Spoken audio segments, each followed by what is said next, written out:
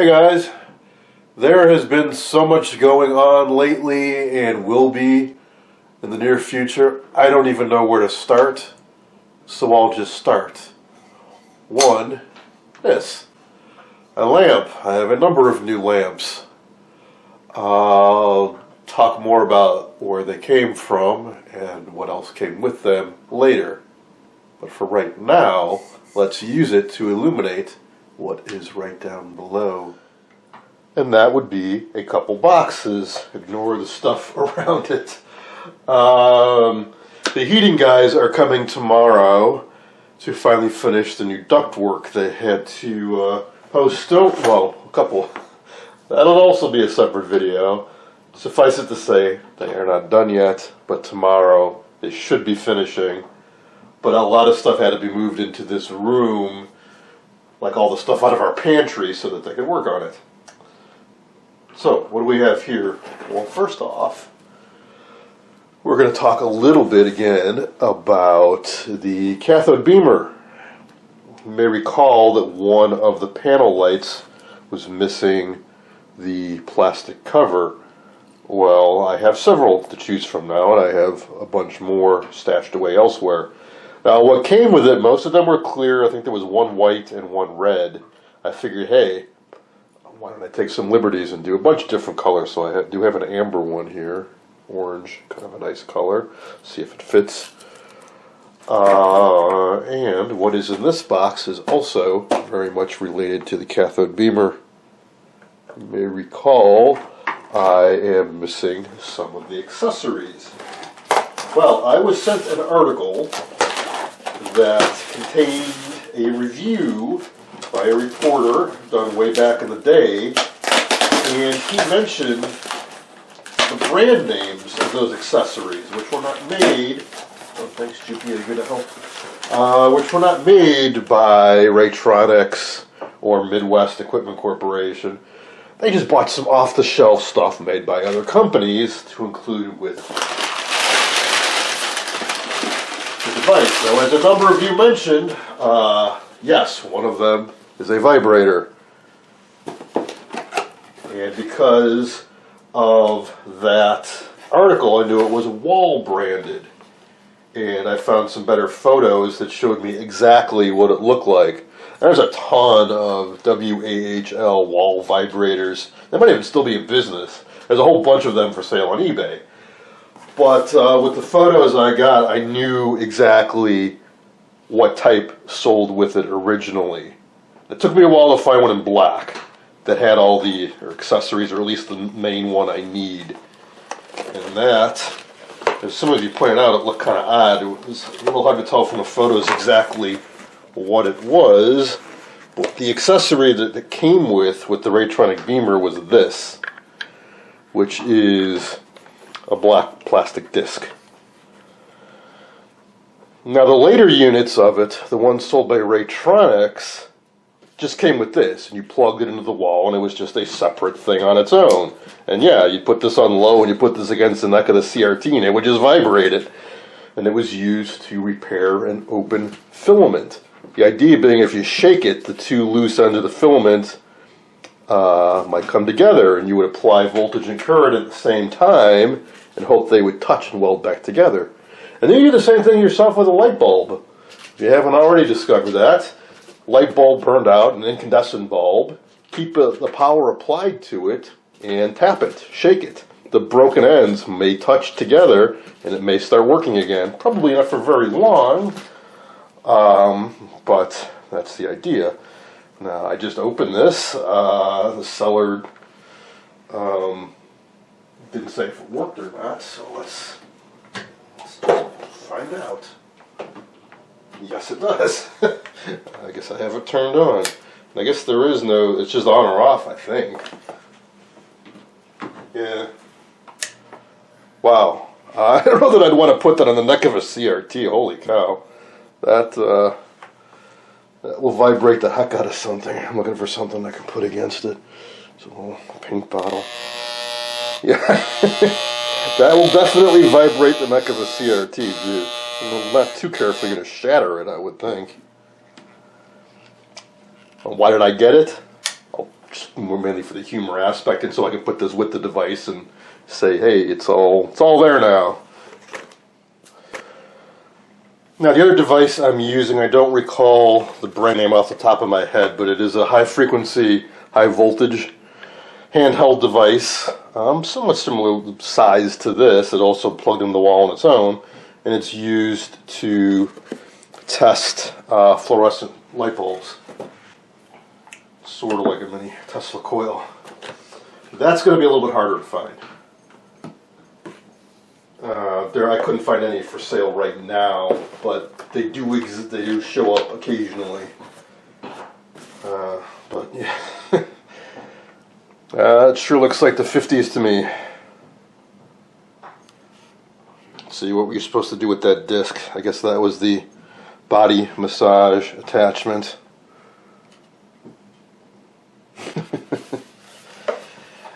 Now you may notice on my unit there are like what look to be 1/4-inch phono jacks on the front of it to plug this into. Yeah, I think it's hard to tell from the schematic. I couldn't tell from the wiring, but I think they might just have 120. Might just go to the line, the AC line voltage, and they cut this off and put some kind of plug on the end. But a 1/4-inch phono plug, I don't think is rated for AC line voltage use. So I may just leave this as is with its own separate power cord. Again, I want to get that unit cleaned up. Maybe the basic function's working. I'll put this next to it. I don't know that I'll be using it. Now this device, everybody cross your fingers. This was an impulse buy because I didn't know it existed. And once I did, it folds into some other plans. You may have remembered in a video I talked about where I showed my new furnace, or the old furnace dying, I don't remember which. I mentioned there were other changes in the basement, and I showed a curtain, and I said there's something going on behind the curtain. This is directly related to that. It's a Tektronix device. And somebody posted about it on Facebook, just total coincidence. And they mentioned that, hey, they're really inexpensive these days. It's something that's meant for use with NTSC video signals. And all that gear, broadcast quality equipment for pennies on the dollar because virtually no one has any interest in it anymore. But there's something I didn't realize when I hit I found one that was really cheap. I bought the cheapest one I could find. Thanks for the help, Jupiter. He's gnawing on the box. I think you can see his tail back there. Because he thinks there's food inside. There is no food inside. What I didn't realize was there's a thorny era of test equipment, or at least Tektronix equipment, where they stored calibration parameters and stuff key to its operation in volatile static RAM that was battery backed up. Like sort of like Dallas devices, they used them in PCs for like the real-time clock and BIOS settings. It looked like a 28-pin chip or 40-pin chip, and it was extra fat. It was actually a battery inside the plastic with the computer chip, or the RAM chip in this case. Once those batteries die, they can't be replaced, and you lose all your settings. Apparently they originally sold these with floppy disks and DOS software, so you could recalibrate your equipment. Well, who the heck still has those floppies, and who the heck has a machine that can run DOS? So I looked online, because there are a lot of people who have, well, they turn into bricks. But there are people trying to get some kind of effort going to get the software, digitally archive it, see if anything can be done to, because I guess once you've got the software, or at least have the parameters, you could theoretically take like just a plain static RAM chip and solder your own battery to it externally, and program it in an EEPROM programmer. Or maybe you could use flash RAM, or EEPROM or something. Boy, I knew this wasn't that big and it wasn't that heavy. There's a whole lot of bubble wrap in here.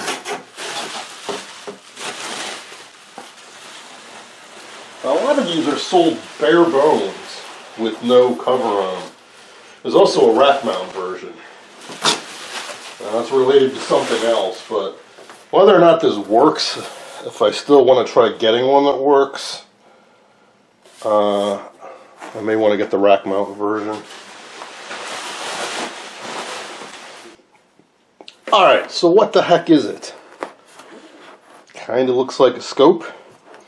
It is a Tektronix 1750A waveform vector monitor. There's a family of these, a 1740, 50, and 60. The larger the number, the more features it had. I thought of getting a 1740, the base model at first, but it turned out there were more 50s at a reasonable price, so that's what I got. The back, you got a whole bunch of connectors. I think you do 4 video sources on it. Cute little cooling fan there. It's relatively modern, maybe 80s tech. You know, technology, not Tektronix. 80s Tektronix technology. There we are. These often have screen burn. This one has a little bit of a burn in the center because they would often be used in studios in rack mount, and they'd be on like 24/7 for years probably. And that's why there's so many of them out there. It's because studios are getting there have been lots of studios have been decommissioned, so a lot of these floating around in various states. So what can it do? Well, in vector mode, something I don't know a whole lot about, but I know it has to do with color space and color modulation. There are markings all over the face of this, and there are modes up here, multiple vector waveform. When you're in vector mode, it does like a kind of a circular chart with lines sticking out. That has to do with the way they encode the red, the green, the blue, or what is it, RY, something, I forget what the exact things. And then there's targets that you're supposed to, well, you guys probably can't see any of this, but there are little target boxes on here, and if all the phase modulation and everything is correct, you should have a vector shooting out, and I think the end of the vector ends inside that little box. I don't care about any of that crap. Well, not that it's crap, but I mostly do black and white, so I don't care about that. The waveform mode, however, if you get it all set up right, shows you like one frame or one scan line in really cool detail on a really cool, nice, bright display, and you can see the video waveform constantly changing as the video information changes. So, let us hope and pray this works. The seller did not include a photo of it working, because I may turn this on and it may say like, data corrupt, and that's it, we're done. I'm hoping that's not the case. So let's see if I can find a power connector. Again, everybody cross your fingers. We're going to turn this on. Okay, it's plugged in. I bought the cheapest one I could get because I'd never seen one in person before, and I just wanted to play around with it, see if I could make one work or whatever. If I do get it working well and it does what I hope it does, I'll probably buy more of them. So without further ado, let's see. How do you turn it on? Huh. Well, that's something. Turned on, the fan lit, the on is there. I see there's separate buttons here. Oh, I guess it has to boot up. Okay, let me dim the light, or kill the lights. Alright, what do we see? Display, readout, trace, focus, scale, intensity, 5 microseconds per division, and in the waveform mode, there is the vector mode, and that's why I got a dot burned in the middle, because it was in vector mode a lot. Can you guys even read that? And, ooh, wow, that's, yeah, that's why it got burned. That's the multiple mode. Alright, where's the frickin' intensity control on this thing? Turn that down. Scale control. The light off, I can't see what any of the buttons are.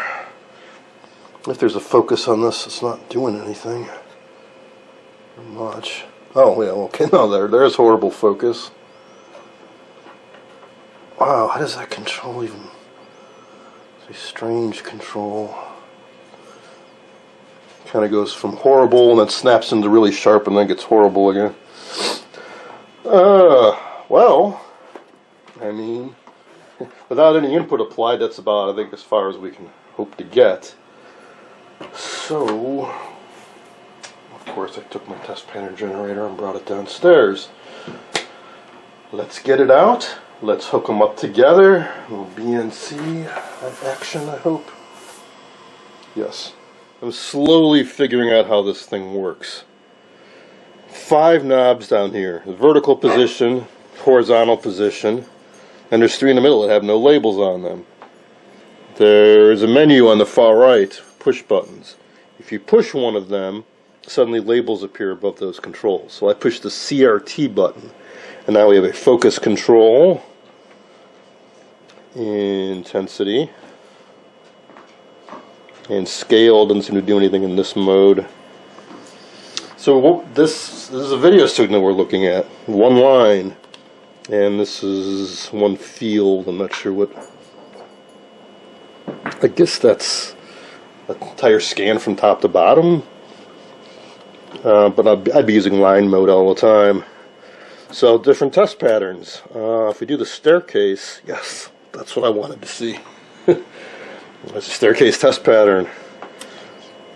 That is a color burst test pattern, or color bars. That squiggle over here, that is your color burst signal. Then each one of these is a different color bar.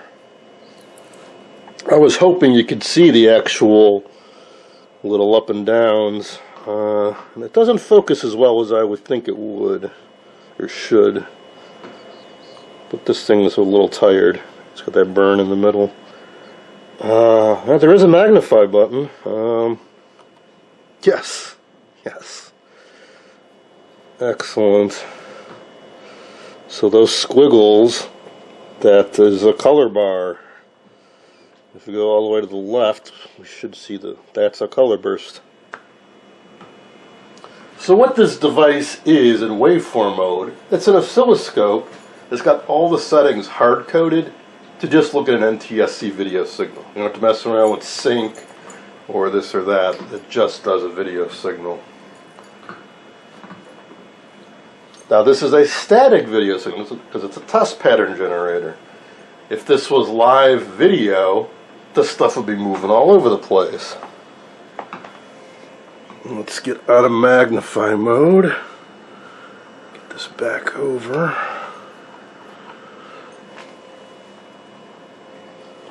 The other modes, let's see, we've got a filter. I'll just leave it flat. Cursor, I'm guessing it lets you put marks so you can measure certain things. Lin cell, line select. Wow, I wonder if you could actually pick a particular scan line to look at. I have no idea what presets are or configure. We don't want to mess with that. Gain, I'm just going to leave it. Times 1. Going back to CRT.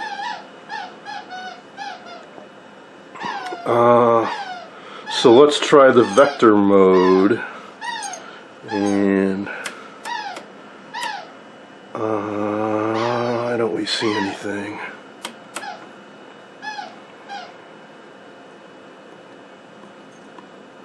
Ooh, now we do. Oh, I changed the gain too much. Wow, that's neat. Those are color bars. And this is color full field. I don't know if you can see it, but there is a plastic film over the front of this. And there are markings on it. In particular, there are 6 boxes. Each one of these bright dots is landing inside one of those boxes. Oh, you can rotate that. Oh, vector phase. Color's not my thing, but I do know that color is phase modulated with reference to the color burst, and it's split up with like chrominance and luminance. Y and B and some stuff like that. And I know that this is really important stuff. But I deal mostly in black and white. Now these are static again because we are looking at static test patterns. And there's multiple, I don't know what that does. Apparently nothing in this case. So I want to stick with waveform. That's the burst mode, color bars, different types. Cool. So if I put live motion video in this, it should look very cool. That's what I'm going to try to do next. Channel 8 line, I didn't change any of the settings. I was kind of expecting to see something.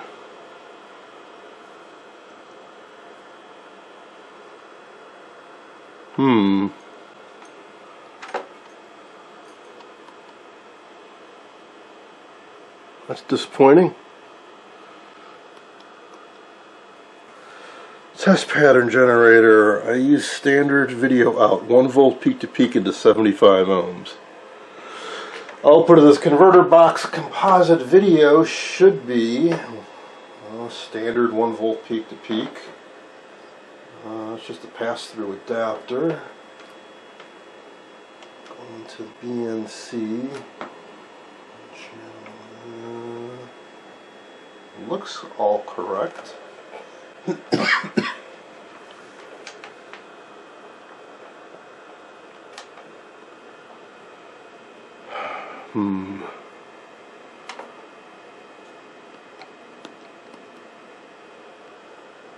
Oh, no way. You can friggin' watch TV on this thing. All we're missing is sound. Wow. Of course, you can only see that overlay now. This thing is way cooler than I even realized. It's a TV. Wow. So I'm changing the black level here, and you can do contrast. All right, well that answers that question. Yes, we are receiving. So why is there no waveform? Why no waveform? Well, what about the vector? Can we do? We can't do the vector either. What am I missing? What am I doing wrong? Magnify does nothing. Let's go through the menu.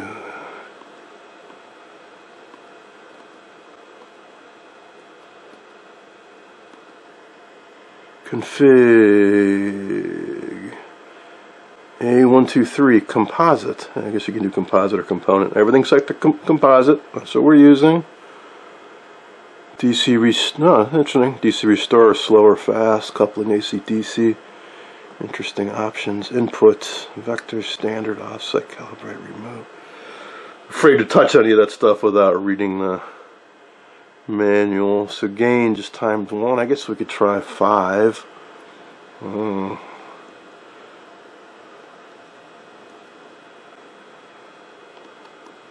Nothing. Except for that. Why no waveform?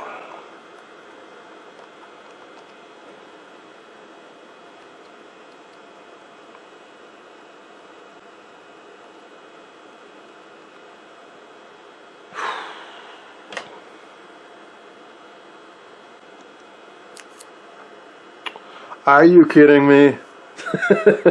I had the intensity down too low. Oh my god. Alright, let's get it online. That's what I wanted to see. That is my goal, was to get to this point. Took a while, but we got here. That is cool. That is real-time viewing of the video signal as the received image changes.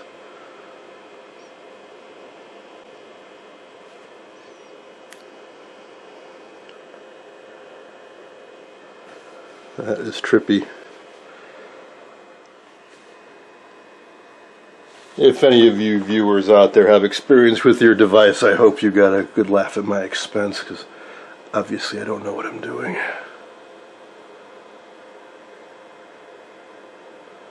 So that is one scan line we're viewing in color burst on the left, and that's all the image intensity and color modulation info. If we go to field, I obviously have to read the manual on this. I don't exactly know. It seems similar, but also even trippier. That is so cool. Alright, now if we do the vector, we should see something, but we don't.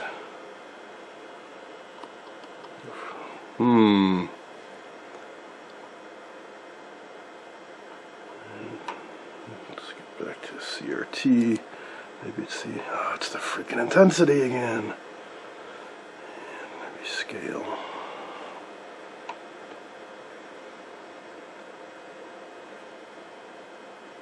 So it's quite a bit different when you have live info, because it's not doing the full color palette at any given point in time. But also kind of trippy. It's line. Line and field don't seem to do anything in this mode.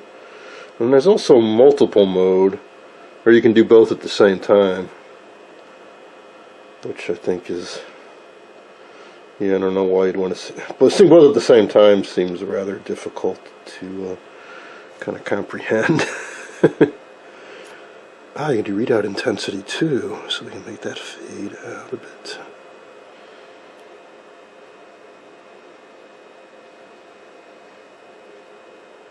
So why do I want this? What am I going to do with it? I'll save that for another day. It has to do with what's the other equipment that's behind the curtain, and there are still some pieces I'm acquiring. I will say this.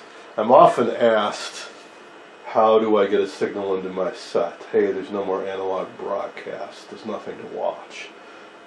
In the same vein, there's nothing to listen to on the radio anymore. I don't disagree with any of that, but there are solutions.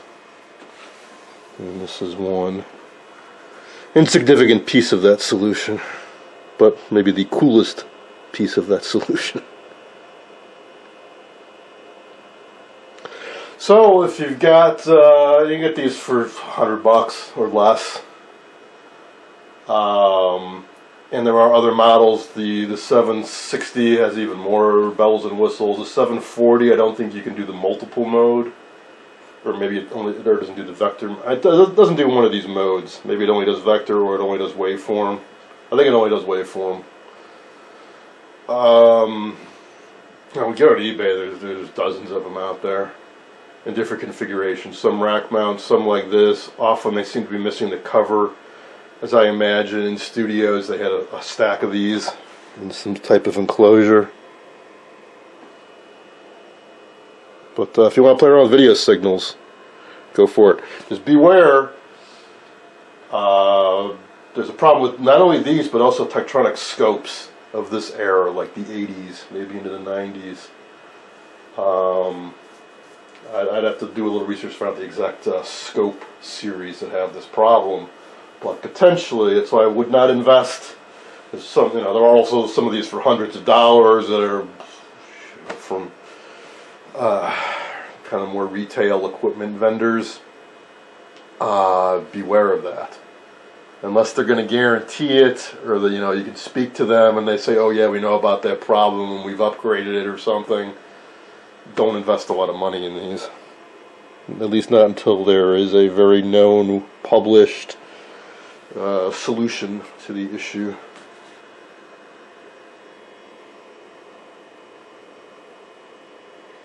That being said, I hope you enjoyed this look at a Tektronix waveform monitor, model 1750. a device for seeing in real time the details of both the image intensity and the color information.